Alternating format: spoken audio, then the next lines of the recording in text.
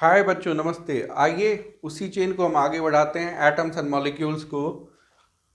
उसमें हम देखते हैं सबसे पहले एटॉमिसिटी को। बच्चों प्लीज़ आपसे मेरी हम्बल रिक्वेस्ट है, आप हमारे साथ पूरी वीडियो में बने रहें। इंपॉर्टेंट टॉपिक है, बहुत ही इंपॉर्टेंट है ये। थ्रू आउट द लाइफ आपके काम आने। अगर जो आपने 9th 10th 11th 12th में केमिस्ट्री से नाता रखना है, आपको अच्छे मार्क्स स्कोर करने हैं, तो आज वाला टॉपिक आप मिस ना करो। प्लीज़ हमारे साथ आइए, बने रहिए और हमारे चैनल को सब्सक्राइब करना ना भूलें। आप अधिक से अधिक शेयर करें, लाइक करें। और अगर जो आप कमेंट देना चाहते हैं तो हमारे फीडबैक सेक्शन में जाके कमेंट कीजिए। आपका तहे दिल से स्वागत है। आइए शुरू करते हैं। पहला टॉपिक जो आप मैं लेने जा रहा हूँ आज, वो है एटॉमिसिटी। क्या है atomicity? The number of atoms present in one molecule of a substance is termed as its atomicity. कि किसी सब्सटेंस के एक मॉलिक्यूल में जितने एटम्स प्रेजेंट होते हैं उनके सम को ही हम क्या कहेंगे? एटॉमिसिटी कहेंगे। तो मैंने दो कॉलम ले लिए, एक मॉलिक्यूल ऑफ एलिमेंट्स के, दूसरा मॉलिक्यूल ऑफ कंपाउंड्स के। पहले ही हमने बता रखा आपको, मॉलिक्यूल्स ऑफ एलिमेंट्स में एक ही टाइप के, only one kind of atoms होते हैं, जबकि मॉलिक्यूल ऑफ कंपाउंड में टू और more types of atoms combined करते हैं। ऑक्सीजन मॉलिक्यूल O2 डायटोमिक है, नाइट्रोजन मॉलिक्यूल N2 डायटोमिक है, क्लोरीन मॉलिक्यूल डायटोमिक, फास्फोरस टेट्राएटोमिक मतलब 4 एटम है, सल्फर पॉलीएटोमिक है, ऑर्गन हीलियम 1 एटम है, सो मोनोएटोमिक मोनोएटोमिक, ओजोन O3 ये हो गया बच्चों ट्राइएटोमिक। आइए मॉलिक्यूल्स ऑफ कंपाउंड को हम देखते हैं। HCl 1 atom of hydrogen 1 of chlorine, so 2। HNO3 hydrogen nitrate, nitric acid 1 hydrogen 1 nitrogen and 3 oxygen, so 5। Hydrochloric acid और hydrogen chloride 1 atom of hydrogen and 1 of chlorine, so 1 + 1 2। Hydrogen sulphate H2SO4 2 hydrogen 1 sulphur and 4 oxygen, so total 7 हो गया। नाइट potassium nitrate KNO3 it's 5, 1 potassium 1 nitrogen and 3 oxygen, total add up to 5। Carbon monoxide 1 carbon 1 oxygen, so 2। Carbon dioxide 1 carbon 2 oxygen, so it would be 3। And this is we have sugar, है ना, C12H22O11। बच्चों इनको add up करोगे तो 45 मिलेगा आपने। Glucose C6H12O6, इसका total atom हो गया 24। तो बच्चों ये था हमारा एटॉमिसिटी। इसको और अधिक क्लियर करने के लिए हमने एक क्वेश्चन बना लिए हैं। Calculate the atomicity of the following elements, following substance like water H2O की एटॉमिसिटी 2 + 1 3 हो गए। सुगर C12H22O11 ये हो गया 45। ग्लूकोज के हो गए बच्चों 24। एंड NaCl के लिए 1 atom of Na and 1 atom of Cl, सो ये हो गया जी 1 + 1 दैट इज 2। तो इस तरह से बच्चों आप एटॉमिसिटी को इजीली कैलकुलेट कर सकते हो, फाइंड कर सकते हो। अब से आपके लिए एटॉमिसिटी कोई न्यू टॉपिक नहीं रहेगा। अब आपके ये नोन टॉपिक्स होंगे, अननोन टॉपिक नहीं रहेंगे। आते हैं बच्चों, इसी चेन में आगे बढ़ते हैं। Chemical formula, the most important facts या द मोस्ट इंपॉर्टेंट टॉपिक। कि अगर जो आपने केमिस्ट्री में स्कोर करने हैं क्लास 9 10th 11th 12th में, या मेडिकल जी इंजीनियरिंग वगैरह में, या आप कैट एग्जाम में आप पार्टिसिपेट करते हो, तो ये आपको जानना बहुत ज़रूरी है। केमिकल फॉर्मूला क्या होता है? ये the symbolic representation of the constituents of a compound is called its chemical formula. किसी कंपाउंड के कौन कौन से कॉन्स्टिट्यूएंट्स हैं उसको सिंबॉलिक फॉर्म में रिप्रेजेंट करने के वे को ही, तरीका को ही केमिकल फॉर्मूला कहते हैं। बच्चों जब तक आप केमिकल फॉर्मूला लिखना नहीं जानोगे या इसका वे नहीं जानोगे कि how to write the chemical formula of a given substance, you won't be able to learn या you won't be able to score higher marks in chemistry. So इसकी बहुत इंपॉर्टेंट है, आप हमारे साथ बने रहे, बड़ा इंटरेस्टिंग एंड मज़ेदार होने वाला है। जैसे कि कॉमन सॉल्ट NaCl है, सोडियम क्लोराइड NaCl इसमें प्रेजेंट है। हाइड्रोक्लोरिक एसिड HCl में कौन कौन से कॉन्स्टिट्यूएंट है? Hydrogen and chlorine.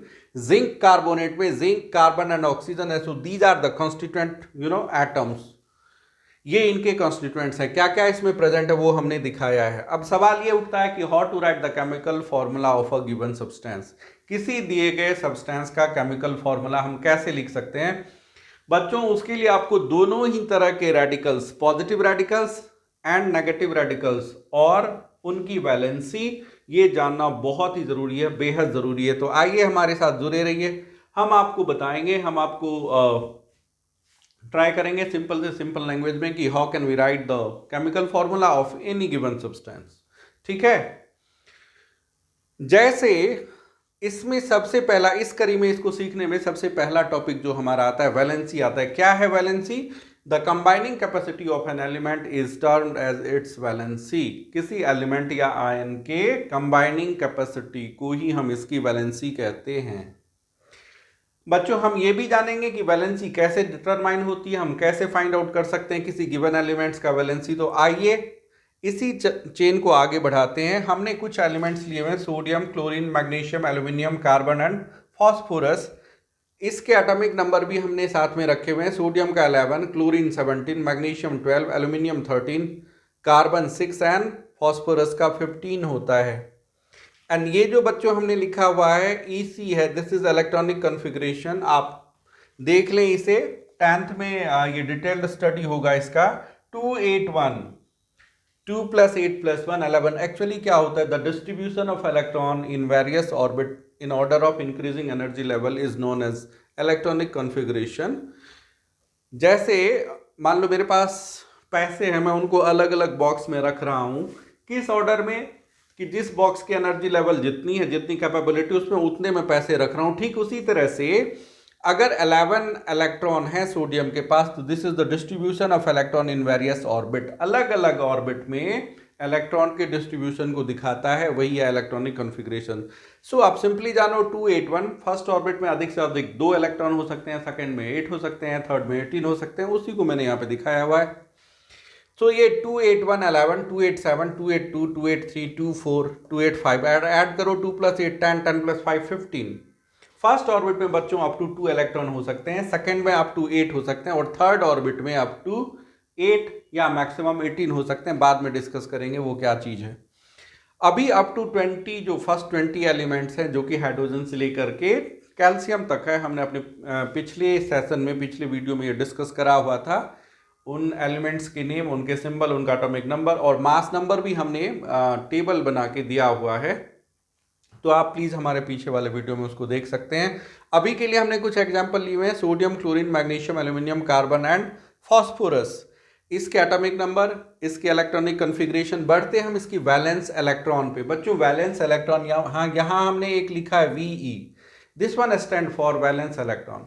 The number of electrons present the outermost orbit. जब हम इलेक्ट्रॉनिक कॉन्फ़िगरेशन लिखते हैं किसी एलिमेंट का, तो उसके सबसे बाहर वाले ऑर्बिट पे जितने इलेक्ट्रॉन प्रेजेंट होते हैं, उसी को हम उसकी वैलेंस इलेक्ट्रॉन कहते हैं।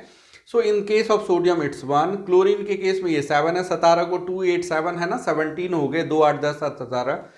तो मैग्नीशियम के केस में 2 8 2, 2 + 8 10, 10 + 2 12, 2 हो गया। सबसे बाहर वाले ऑर्बिट में जितने इलेक्ट्रॉन प्रेजेंट है, वही हो गया उसका क्या, वैलेंस इलेक्ट्रॉन, है ना। किसी राजा ने मान लो बहुत सारे अपने लिए बहुत सारे चक्र बना रखे हैं, सुरक्षा चक्र, उस चक्र में सबसे बाहर उसने जितने सोल्जर रखे हुए हैं, वो हो गया वैलेंस इलेक्ट्रॉन, वैलेंस सोल्जर। तो यहाँ पे वही है कि जब भी वो, अगर कोई लड़ाई होगी तो राजा सबसे पहले जो सबसे बाहर वाले चक्र में जो सबसे बाहर है वो लड़ेंगे, है ना, वो लड़ाई करेंगे। तो ठीक इसी तरह से किसी एलिमेंट्स के इलेक्ट्रॉनिक कॉन्फ़िगरेशन में सबसे बाहर जितने इलेक्ट्रॉन मौजूद हैं, वही वैलेंस इलेक्ट्रॉन है।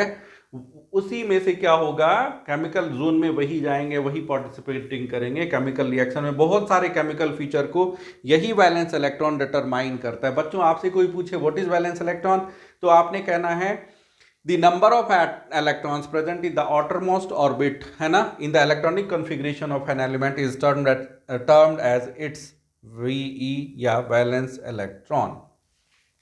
तो हम देख सकते हैं सोडियम के केस में कितने वैलेंस इलेक्ट्रॉन है, 1, क्योंकि सबसे बाहर वाले ऑर्बिट में 1 है। क्लोरीन के केस में 7 है, मैग्नीशियम के केस में 2 है, एल्यूमिनियम के केस में भी 3 है, कार्बन के केस में 4 है, और फॉस्फोरस के केस में 5 हैं।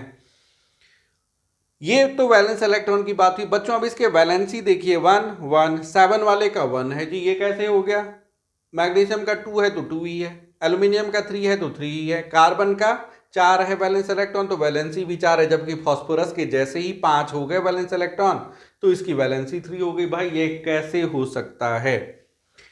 बच्चों इसको जब आप गौर से देखोगे तो इसमें ना एक ऑर्डर आता है। क्या ऑर्डर आता है कि अगर जो वैलेंस इलेक्ट्रॉन 4 या उससे कम है, if number of valence electron is less equals to 4, या तो 4 या उससे कम है, then valency equals valence electron. देखिए जहाँ पे 1 2 3 4 है, वहाँ पे वैलेंसी भी 1 2 3 4 एज इट इज रह गया। So if number of valence electron is 1 2 3 4, then valence electron equals valency. उस केस में जितने वैलेंस इलेक्ट्रॉन है वही उसकी वैलेंसी होगी। ठीक है, क्लियर है बच्चों ये।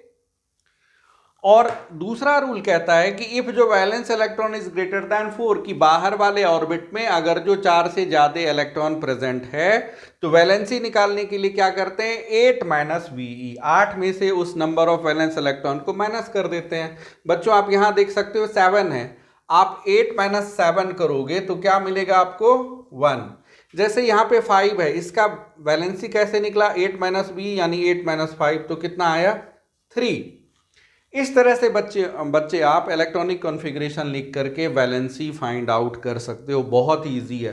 फर्स्ट 20 एलिमेंट्स के तो आपने बिल्कुल ही लर्न करने हैं बच्चों। उम्मीद करता हूँ, होप करता हूँ, आई होप कि आज का ये टॉपिक, आज का हमारा ये सेशन आपके लिए 9th 10th दोनों के लिए, और कोई 8th में भी बच्चे इनको देखना चाहें, इक्वली इंपॉर्टेंट है।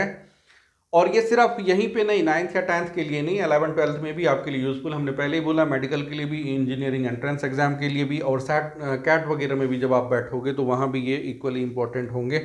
इनफैक्ट अगर केमिस्ट्री में आप अपना अच्छा होल्ड पकड़ चाहते हो, आपकी नॉलेज अच्छी हो, उसके लिए केमिकल फार्मूला लिखना बहुत ही ज़्यादा ज़रूरी है, इंपॉर्टेंट है। कि जब तक हम केमिकल फार्मूला लिखना नहीं जानते हैं, केमिस्ट्री में हम अच्छा स्कोर नहीं कर सकते हैं। बच्चों आप प्लीज़ हमारे जर्नी में हमारे साथ चलें, हमारे चैनल को लाइक और सब्सक्राइब करें, अधिक से अधिक शेयर करें। आप जहां भी रहें स्वस्थ रहें, सुरक्षित रहें, प्रसन्न रहें, अपने माता पिता का आदर करें, गुरुजनों का सम्मान करें और अपने चारों ओर स्वच्छता का ख्याल रखें। इसी उम्मीद के साथ कि फिर मिलेंगे हम एक नए टॉपिक में, एक नए सेशन के साथ। तब तक के लिए बाय बाय, जय हिंद।